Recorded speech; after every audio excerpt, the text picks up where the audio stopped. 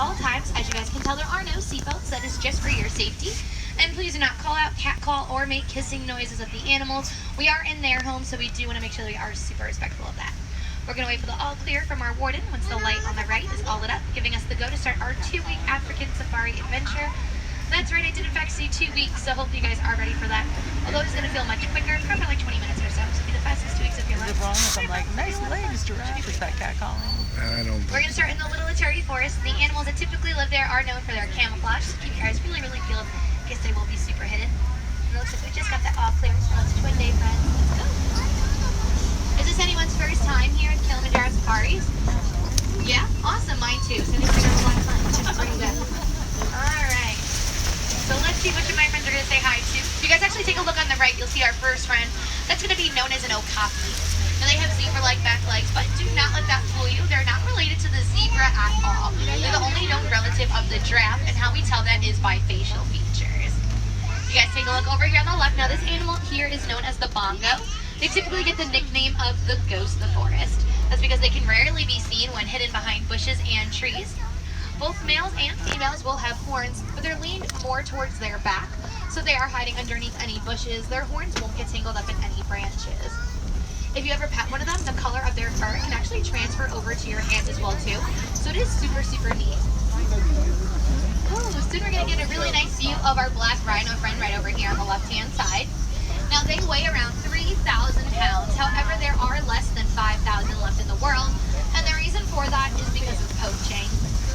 They're being poached for their horns that carry something known as keratin. The same thing found in your hair and fingernails too. Although it's giving us a nice south end view right now. It might not be the best view right now, but at least it still is a view of our friend. Well, there we go. Felt like being a little bit more generous right now.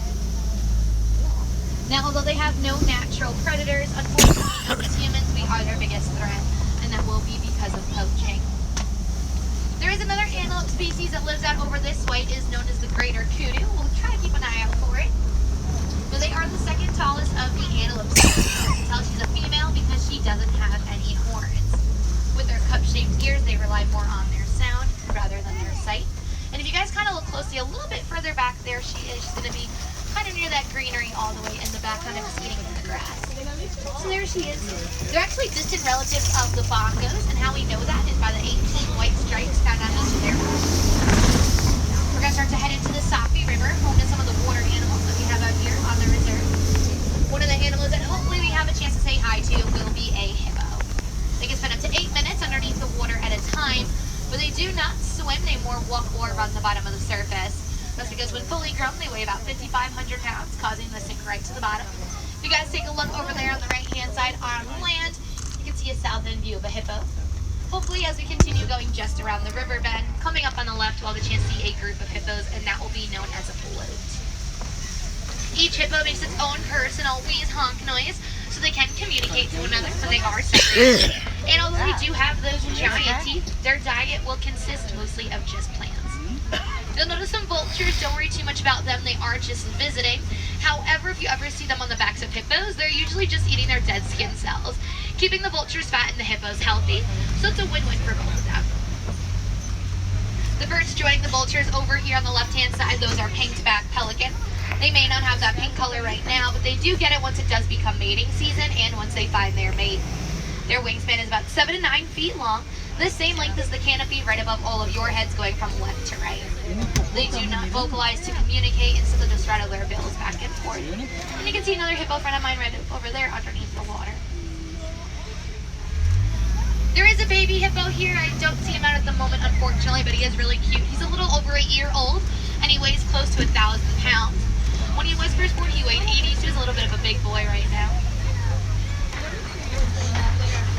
And as we come along this way, my friends, over here on the left-hand side, this is going to be the largest of the crocodile species, the Nile crocodile. They can spend up to 2 hours underneath the water at a time, and they are as long as giraffes are tall, which is in a range of 13 to 18 feet long.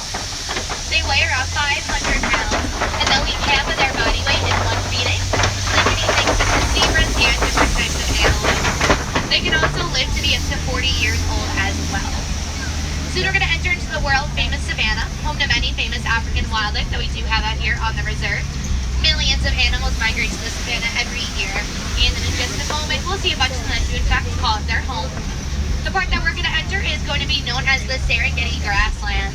So that's where you can see giraffes, maybe some mandrill monkeys, African elephants, African painted dogs, and so much more.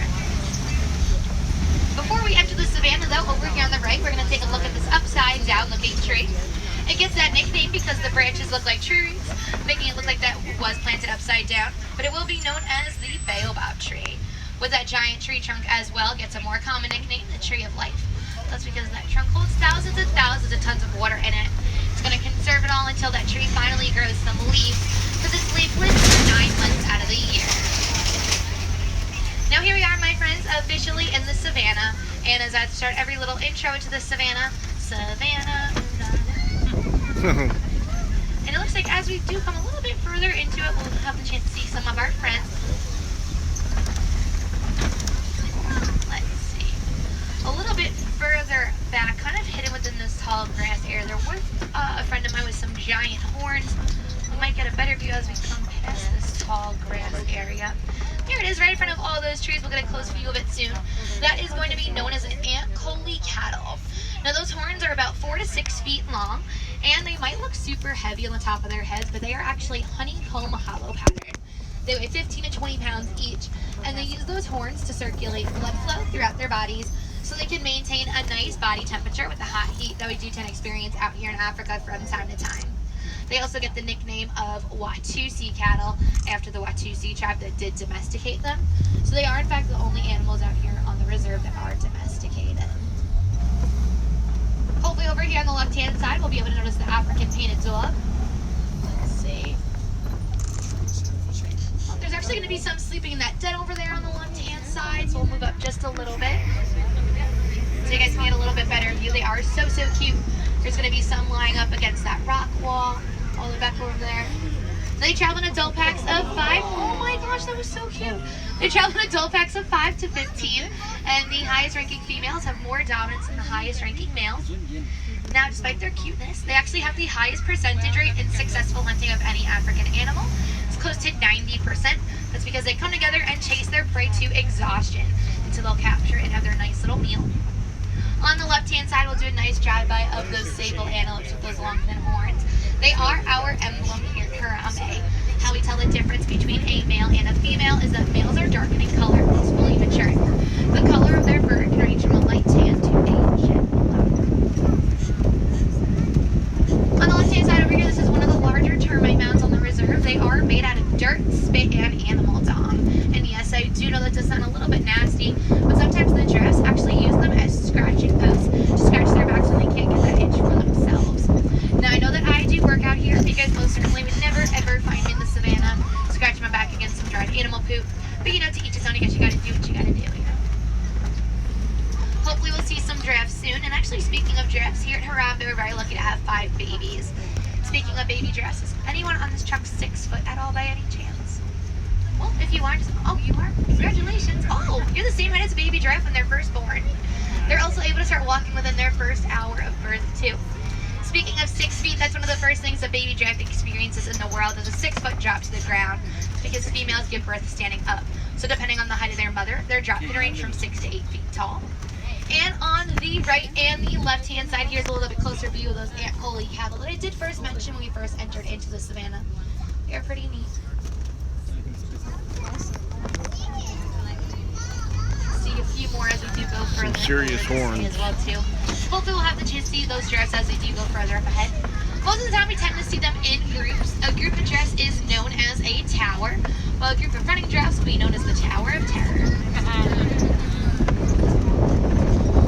Let's see. Looks like we'll just see some more collie cattle up over here. Ooh, so we'll get a nice view of some giraffe friends. They're so adorable. It looks like you guys will have the chance to see some of the babies too. Now also as we do come around this way, my friends, right before we see those giraffes, if you guys take a look at the top of that hill near that skinny tree, walking around, you'll see the white-bearded wildebeest. They go through a great migration, so that means they travel about 500 to 1,000 miles all throughout Africa. 1.5 million of them started in it. And here are these adorable little giraffes.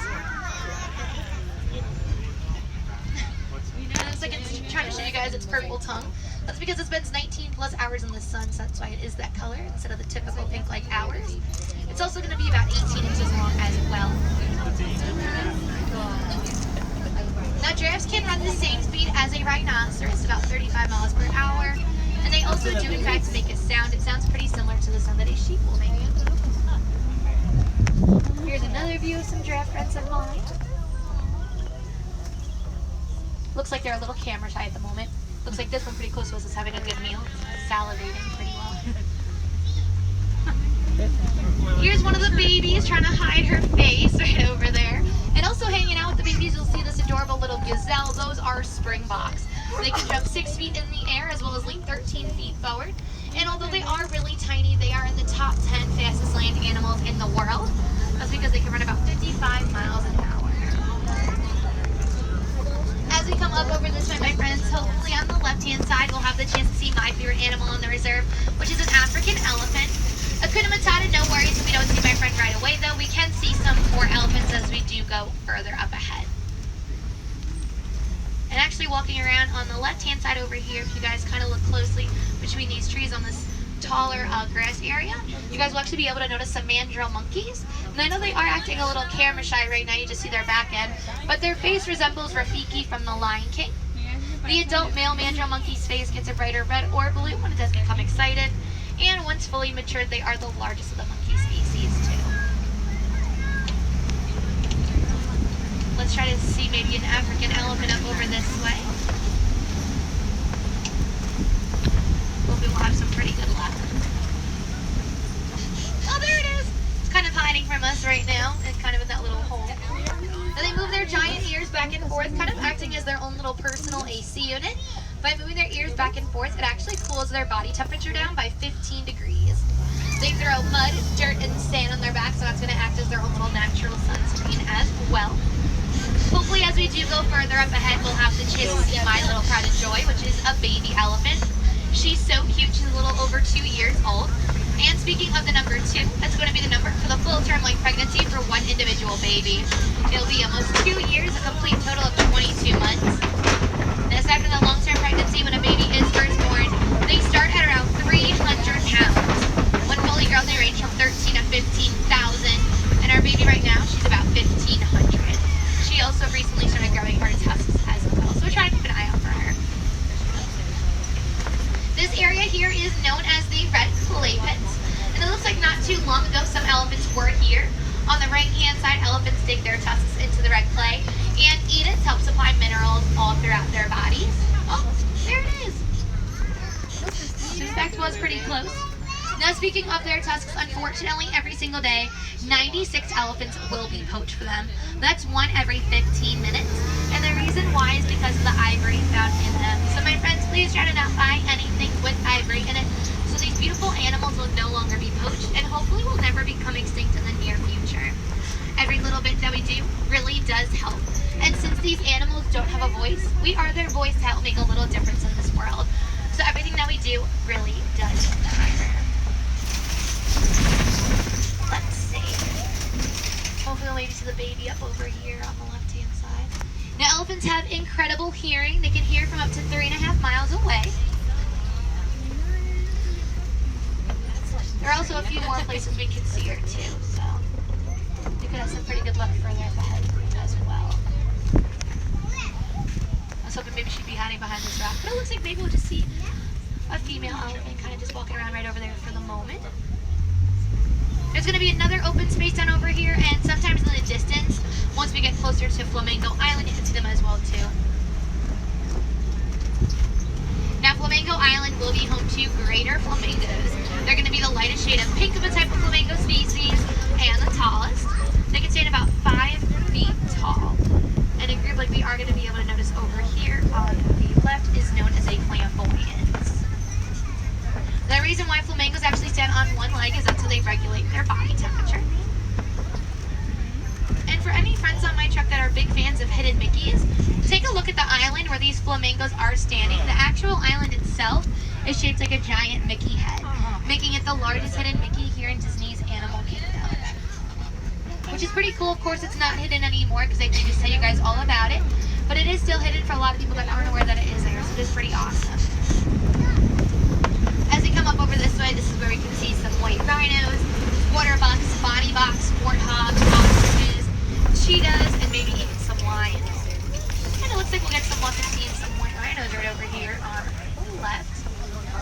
Now, white rhinos are, of course, not the color white. They get the name white rhino from the Swahili word of vite, meaning wide, describing their wide jaw lines. So originally they were known as white rhinos, but because of miscommunication, people heard white, called them the white rhino, and it kind of just stuck.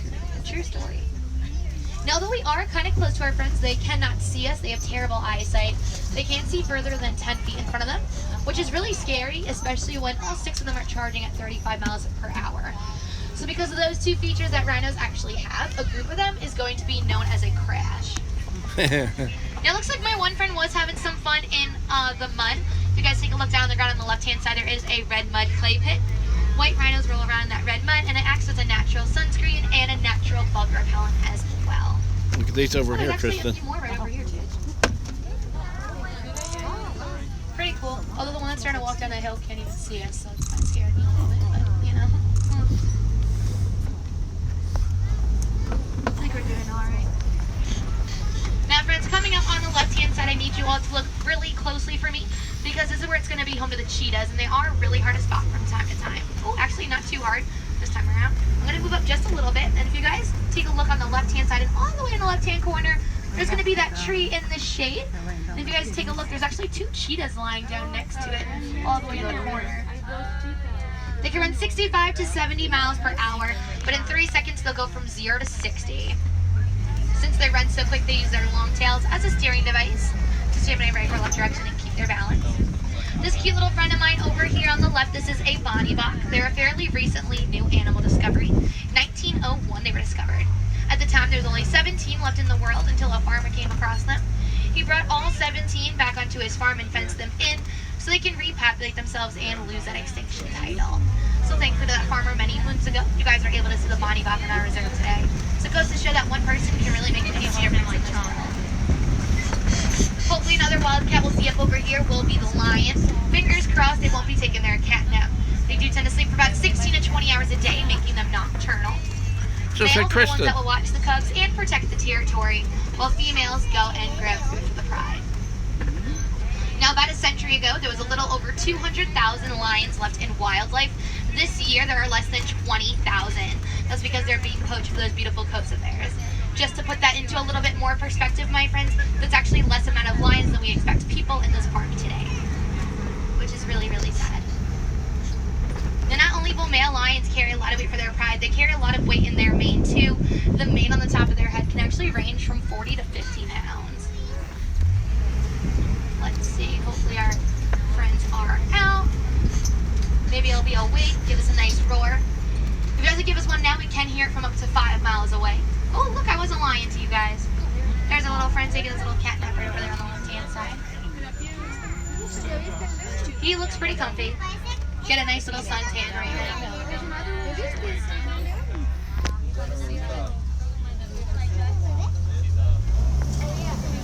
Now, as we do come up over this way, my friends, hopefully on the left-hand side, we'll be able to notice some warthogs. Oh, there's actually going to be one walking around. They are related to the domestic pig. How we tell the difference between a male and a female is that males have extra fat in between their eyes and their tusks, like Pumbaa from the Lion King. Fun fact, Pumbaa is not Swahili for warthog, it's Swahili for foolish, explaining his personality throughout the entire film. And on the left-hand side, this is the world's largest and fastest bird, and my biggest fear, the ostrich.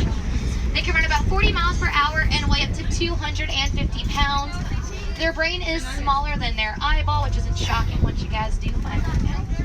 Now we can tell that they are female by the color of their feathers.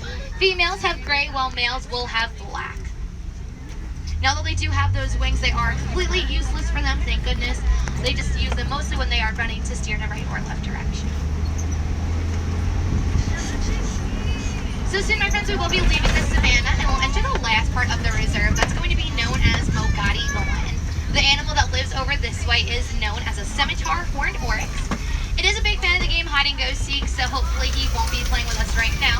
But there are times I've gone almost a week without seeing the animal, so it really does depend. So let's see, we'll try to keep an eye out. So the scimitar horned oryx can go 9 months out of the year without drinking any water. That's because it conserves it all into its body until it starts to sweat, which is at a temperature of 115 degrees Fahrenheit.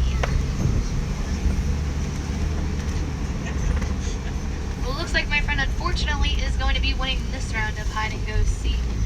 And also unfortunately update up over here. That is going to mean that our time together is going to be coming to an end.